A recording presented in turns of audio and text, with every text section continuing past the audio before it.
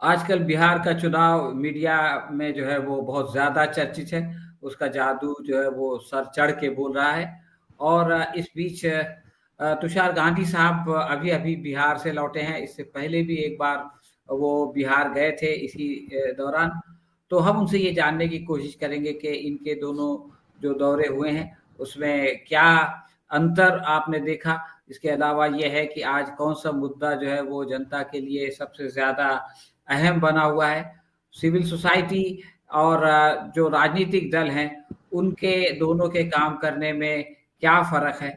और फिर ये कि ये चुनाव भारत की राजनीति के लिए बिहार का चुनाव कितना महत्वपूर्ण है? तो इन सारे प्रश्नों पर हम श्री तुषार गांधी साहब से बात करेंगे। तुषार गांधी साहब, आपका इस कार्यक्रम में स्वागत है। सलाम, नमस्ते सलीम भाई। सलीम भाई, एक्चुअली ये मेरा चौथा दौरा था। जून से जी, जो शुरुआत की हमने, तो जी। आज तक 4 दौरे कर चुका हूँ।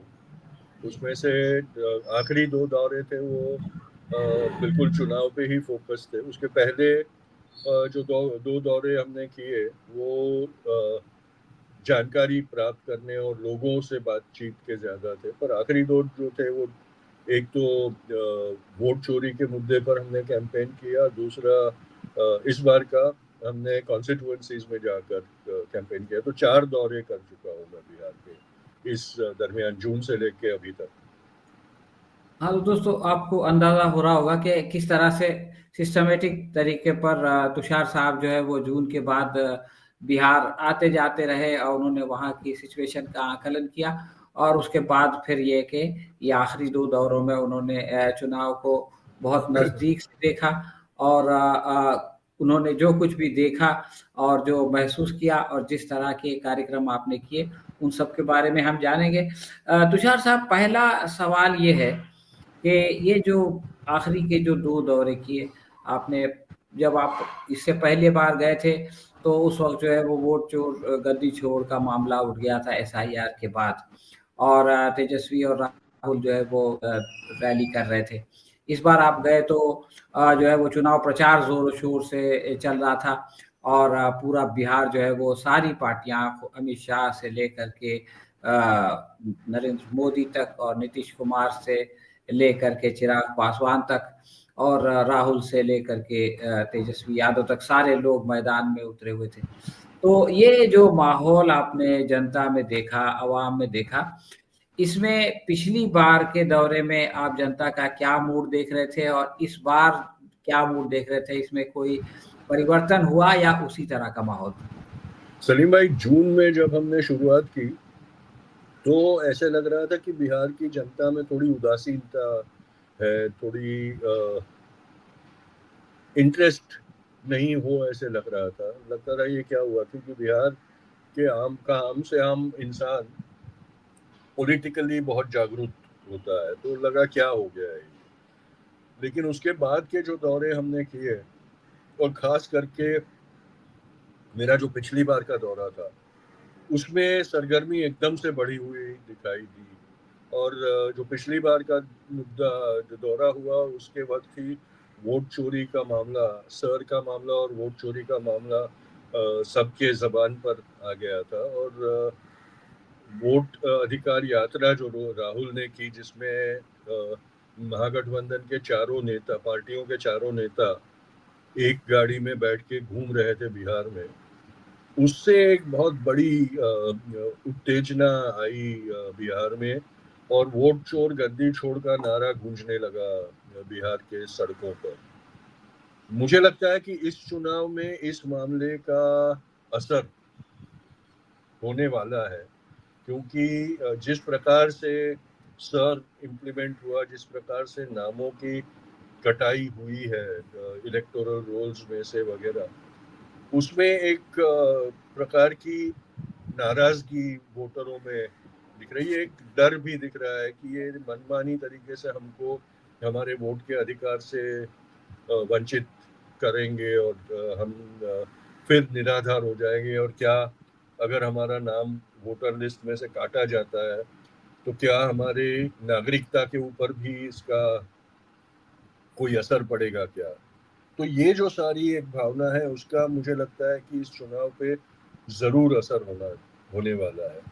महाराष्ट्र का मॉडल बिहार में इम्प्लीमेंट करने की कोशिश प्रधानमंत्री और मुख्यमंत्री ने की है, और जो महिलाओं को पैसा देने की बात की है, जो 10,000 रुपए की रिश्वत प्रधानमंत्री और मुख्यमंत्री दोनों ने की है, उसका एक मिक्स्ड असर है। देखिए, बिहार में कोई भी चुनाव हो वो जातियों के आधार पर पोलराइज हो जाता है। तो जिन जातियों जो जातियां एनडीए के साथ नहीं है, उनमें ये असंतोष है कि सरकार वो पैसा भी अपने ही समर्थक जातों में बांट रही है करके। तो उसका कितना असर पूरे बिहार पे होगा वो कहना मुश्किल है, पर ये जरूर है कि पिछले 3 दौरों में जो हमने चुनावी उसमें किए, उसमें ये एक सुसुप्त भावना, एक अंडर करंट जिसको इंग्लिश में बोलते हैं, वो जरूर हमने महसूस किया, जहां जनता में एक बदलाव की आशा है और जनता ये चाहती है कि अब बदल होना चाहिए। ये एक है। उस बदलाव की आशा का असर किस तरफ पड़ेगा वो कहना मुश्किल है, लेकिन पिछले 2 मेरी जो यात्राएं हुई उसमें मैंने ये जरूर देखा कि महागठबंधन का समर्थन बढ़ता हुआ दिखाई दे रहा है। तेजस्वी के युवा नेतृत्व का एक प्रभाव वोटरों पे पड़ता हुआ दिखाई दे रहा है, और जिस प्रकार से कांग्रेस, सीपीआई-एमएल और वीआईपी पार्टी सारे एक साथ उनमें अभी गए, तो टिकटों के बंटवारे पर से मीडिया में एक हवा चलाई गई थी कि भाई महागठबंधन तो टूटने की कगार पे है। पर फिर भी जिस प्रकार से महागठबंधन ने एकत्रित होकर अपने मुख्यमंत्री और उप मुख्यमंत्री का ऐलान किया, उससे वापस एक वो लहर आई कि भाई नहीं, देखिए ये तो सब लोग साथ रहने वाले लोग हैं, भले आपस में वो लड़ाई करते हो। जहां जिसे फ्रेंडली कॉन्टेस्ट कहा जा रहा है वो हो रहा है महागठबंधन के पक्षों के भीतर, उसका भी ज्यादा असर होता हुआ दिखाई नहीं दे रहा। तो ये सारी अंडर करंट्स बिहार में चल रहे हैं। अब कौन से करंट का क्या इफेक्ट रिजल्ट पे होने वाला है, वो एक बहुत गहन अभ्यास के बाद ही पता चल सकता है, क्योंकि अभी हम कई लोगों को मिले जिन्होंने नीतीश के लिए लैंडस्लाइड से लेकर नीतीश का सफाया तक के सारे अनुमान दे दिए कि भाई किन्हीं लोगों ने कहा कि भाई नीतीश के सिवा पर्याय ही नहीं है, और कईयों ने ये कहा कि नीतीश का दी एंड ये उसमें है। और बीजेपी को तो कोई जैसे इंग्लिश में कहते हैं ना कि टाइम ऑफ द डे, वैसा भी देने को नहीं कर रहे थे। यानी जब भी बात हो रही थी लोगों के बीच साथ, तो ऐसे लग रहा था कि मुकाबला महागठबंधन और जेडीयू के बीच में है, मुकाबला महागठबंधन और एनडीए के बीच में है, ऐसा बहुत कम लोगों को लग रहा था। और कई लोगों ने ये भी कहा कि जो कुमार प्रशांत की पार्टी है,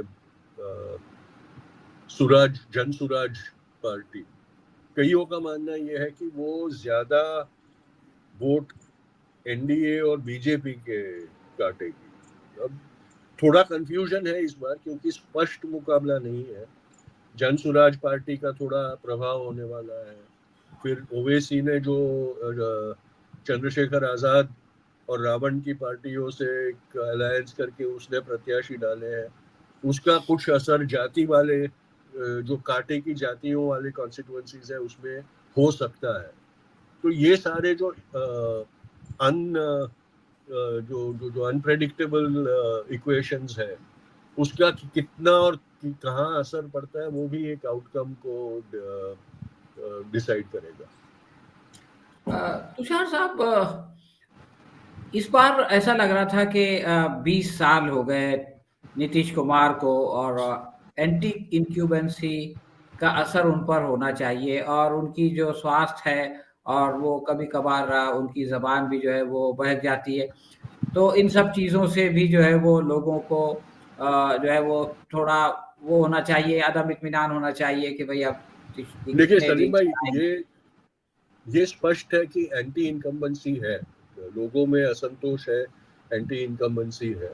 और बहुत चालाकी से बीजेपी ने चुनाव के पहले से ही पूरी एंटी इनकम्बेंसी को नीतीश कुमार पे रिफ्लेक्ट करने की एक साजिश मीडिया के अपने जो किराए के टट्टू है उनके साथ मिलकर की है। और इसीलिए बीजेपी ने ही नीतीश के स्वास्थ्य और उसकी इनेबिलिटी के बारे में एक कैंपेन इलेक्शन के पहले चलाया था। और वो चाहते हैं कि उस अपने आप को वो इंसुलेट कर दे।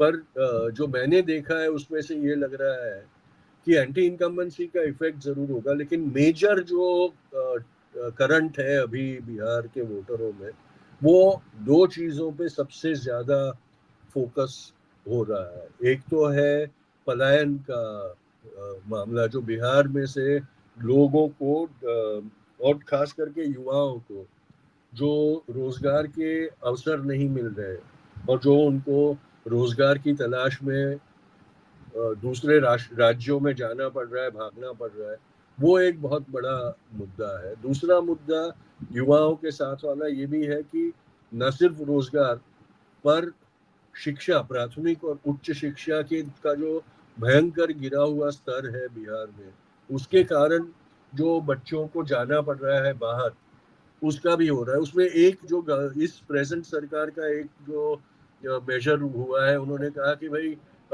हम नौकरी उनको ही देंगे जिन्होंने बिहार में अपना एजुकेशन किया है और जिनकी डिग्रियां बिहार की हो। अगर उन्होंने दूसरे राज्यों से पढ़ाई लिखाई की है तो उनको हम रिकग्नाइज नहीं करेंगे, उनको वो बेनिफिट नहीं देंगे। तो उसका भी गुस्सा है कि भाई तुम हमको तो देते नहीं हो मौके इधर अच्छी पढ़ाई करने के, तो हमको तो जबरदस्ती बाहर जाना पड़ता है। और अब बाहर जाके पढ़ के हम वापस आते हो तो कहते हो कि तुम अनफिट हो एम्प्लॉयमेंट के। तो एम्प्लॉयमेंट का जो हिस्सा एक ये है गुस्सा, वो जरूर इस गवर्नमेंट के को लगने वाला है। और उसका ही फायदा लेकर प्रशांत किशोर जन सुराज पार्टी में कैंपेन चला रहा है। उसने वो एक स्लोगन किया है कि जो लोग छठ के लिए आए हैं उन्होंने 14 तारीख तक बिहार में ही रह जाना है, और 14 तारीख को हमारी सरकार आएगी तो हम ऐसा कर देंगे कि आपको फिर वापस बिहार की बाहर नौकरियों के लिए जाना ही नहीं पड़ेगा। एज इफ अगर कुछ चमत्कार से अगर जन सुराज की सरकार बनती है तो वो लोग दूसरा चमत्कार कर देंगे और रातों रात बिहार में एम्प्लॉयमेंट की के मौके तैयार हो जाएंगे। ऐसा फॉल्स कैंपेन जनसुराज कर रही है। लेकिन तेजस्वी ने जो सरकारी नौकरियों का वायदा किया है उसके ऊपर जनता ज्यादा भरोसा करती हुई दिखाई दे रही है। लेकिन क्योंकि बीजेपी और एनडीए के कैंपेन के बावजूद जनता तेजस्वी के जो 17 महीने के उप मुख्यमंत्री पद पे जो वो रहा था, तब जो उसने नौकरियों का वादा पूरा करने के लिए काम किया था उसको याद कर रही है। तो ये ट्रेंड्स है, एंटी इनकम्बेंसी है, पलायन के खिलाफ का गुस्सा है, और लॉ एंड ऑर्डर का भी एक मुद्दा है। और पलायन का मुद्दा जो है वो दो वोटर ग्रुप्स को इफेक्ट कर रहा है। एक तो यूथ को इफेक्ट कर रहा है, यूथ को उसके कारण बहुत फर्क पड़ रहा है। दूसरा महिलाओं को पड़ रहा है, जिनको जिनके बच्चे और मर्द दोनों पलायन हो रहे हैं और उनको वहां रहकर परिवार, जो बाकी का परिवार है, उनको चलाना पड़ता है, निभाना पड़ता है। और उस अकेले होने पर जो उनके ऊपर गुजरता है उसको सहना पड़ता है। तो महिलाओं में भी वो गुस्सा बहुत है। तुषार साहब, बीजेपी हमेशा जो है वो किसी न किसी इशू पर जो है वो पूरे लोगों को अपनी तरफ खींच लेती है, और आमतौर से वो कोई ना कोई जो है वो फिरका परस्ती का कम्युनल जाविया होता है। इस मर्तबा भी वो उन्होंने घुसपैठिया का मामला डाला और घुसपैठिया उसकी कहा, मुसलमानों को नमक हराम कहा। नमक हराम कहा। और उसके बाद फिर हम ये देखते हैं कि ये चीजें बैक बर्नर में चली गई और फिर वो लाभार्थी का मामला आ गया और 10,000 रुपया देने की बात आ गई। तो एक तरफ तो बीजेपी के ये मुद्दे हैं, या आपने ग्राउंड पे कोई और मुद्दे ऐसे महसूस किए जिस पर के बीजेपी ये सोच रही है कि हम चुनाव को अपनी तरफ मोड़ लेंगे और मतदाता को प्रभावित कर लेंगे? देखिए, अगर आप बीजेपी का कैंपेन देखेंगे तो उन्होंने ये तय किया है, क्योंकि वो जानते हैं कि मुसलमान वोट उनको नहीं मिलने वाला है। तो उन्होंने ये तय किया है कि हम जो कम्युनलाइज नॉन मुस्लिम वोट है उसको आकर्षित करेंगे, इसलिए वो कोशिश भी नहीं करे। गिरिराज किशोर ने चुनाव के पहले पूरी मुसलमान कम्युनिटी को घुसपैठिया और नमक हराम कहा और कहा कि नमक हरामों का वोट हमें नहीं चाहिए। और अमित शाह और मोदी दोनों उसके बाद लगातार बिहार में कैंपेन कर रहे हैं, लेकिन उन्होंने उस गिरिराज किशोर के स्टेटमेंट की निंदा भी नहीं की और उसको ये भी नहीं कहा कि भाई हम ये नहीं मानते करके। तो ये स्पष्ट है कि उन्होंने तय किया है कि भाई हम तो हिंदू जो हमारे साथ है उनको ही, उनका ही तुष्टीकरण करेंगे, मुसलमान वोटों की हमें पड़ी नहीं। लेकिन मुसलमान वोटों में ये वाकई के पहले भी एक नाराजगी और एक विश्वासघात का माहौल बना हुआ है। एक तो जो देश भर में मुसलमानों को आतंकित करने के लिए जो एक कैंपेन लगातार चालू है, उसका असर बिहार के मुसलमानों पे हुआ है। और वक्फ के बिल्स के कारण मुसलमान में बहुत असंतोष है और वक्फ का गुस्सा उनका बीजेपी की सरकार की तरफ तो है ही, लेकिन बिहार में नीतीश कुमार से भी नाराजगी है कि वक्फ के मामले में नीतीश कुमार ने चुप रहकर बीजेपी का समर्थन किया और ये जिसे एंटी मुस्लिम कानून माना जा रहा है उसको कानून बनने में अपना सरकार किया। तो वो वक्फ का मामला बिहार के चुनाव में मुस्लिम वोट्स के बारे में जरूर असरकारक होने वाला है। और ओवैसी और कुछ हद तक जन स्वराज पार्टी, ये दोनों उसके ऊपर ही कैंपेन करके मुसलमानों को के वोट को अपनी तरफ खींचने की कोशिश कर रही है। पर जो ये दोनों है उनके बारे में भी बिहार के वोटरों में ये बात है कि ये दोनों एनडीए की बी टीम है। तो ये सारी चीजें हैं, अब किसका कितना प्रभाव और कौन कितना किसको डैमेज करेगा, ये बिहार के चुनाव में सबसे ज्यादा देखने की बात है। तुषार साहब, आखिरी प्रश्न ये है कि चुनाव प्रक्रिया एक ऐसी चीज है कि जिसमें न केवल राजनीतिक दल बल्कि पूरा समाज जो है वो उसके अंदर इन्वॉल्व हो जाता है। खास तौर से भारत में हम देखेंगे कि मीडिया जो है वो सारे सब कुछ भूल के जो है वो चुनाव चुनाव करने लगता है, और बिल्कुल। लोग भी जो है वो सिर्फ चुनाव की बात करते हैं, चुनाव के बारे में सोचते हैं, चुनाव के बारे में बोलते हैं। तो मैं आपसे ये जानना चाहता हूँ कि इस पूरी प्रक्रिया में राजनीतिक दल तो स्टेक होल्डर्स होते हैं, और वो चूंकि उनमें से किसी को सत्ता में आना होता है, किसी को सत्ता बचाना होता है, तो उनका जो इन्वॉल्वमेंट है वो तो बिल्कुल नेचुरल है। लेकिन जो सिविल सोसाइटी है उसका क्या रोल है? उसका रोल राजनीतिक दलों से कैसे जो है वो अलग है, और उसका जो है वो समाज पे क्या प्रभाव पड़ता है? इसके बारे में कुछ बताइए।